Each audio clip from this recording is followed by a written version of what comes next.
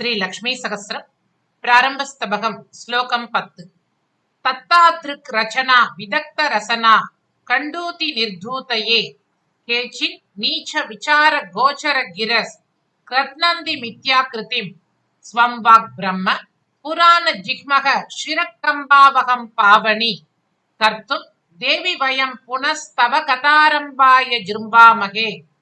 தாயே, ஏற்கனவே செய்த புண்ணிய வசத்தால் ஒரு சில கவிகள் சுவையான காவியங்களை படைப்பதற்கு வேண்டிய சக்தியை பெற்றிருந்த போதும் அந்த சக்தியை பயன்படுத்தி நற்காப்பியங்களை சமைக்காது கவிதை இயற்ற துடிக்கும் தனது நாக்கின் தினவை போக்கிக் கொள்வதற்காக நீர் விளையாட்டு, மதுபானம் முதலிய காப்பிய உறுப்புகள் அடங்கிய காவியத்தை அமைக்கின்றனர்.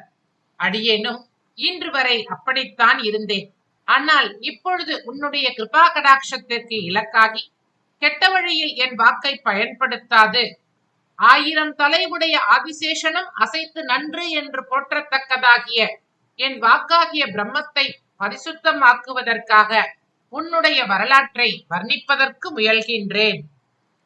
தத்தாத்ருக் ரச்சனா விதக்த ரசனா கண்டூதி நிர்தூதயே. तत्तादृक् रचना विदग्ध रसना कंडूति निर्धूतये.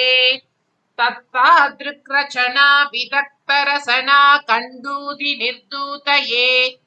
केचिन्नीच विचार गोचर गिरस् ग्रथ्नन्ति मिथ्याकृतिम्. केचिन्नीच विचार गोचर गिरस् ग्रथ्नन्ति मिथ्याकृतिम्. केचिन्नीच विचार गोचर गिरस् ग्रथ्नन्ति मिथ्याकृतिम्.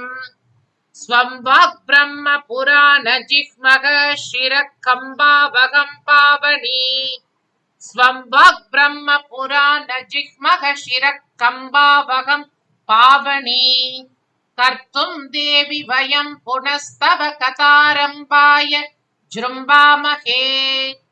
कर्तुं देवि वयं पुनस्तव कथारम्भाय ஜும்பாமகே. तत्तादृक् रचना विदग्ध रसना कंडूति निर्धूतये. केचिन्नीच विचार गोचर गिरस् ग्रथ्नन्ति मिथ्याकृतिम्. स्वं वाक् ब्रह्म पुराण जिह्मः शिरकम्बावहं पावनी. कर्तुं देवि वयं पुनस्तव कथारम्भाय ஜும்பாமகே.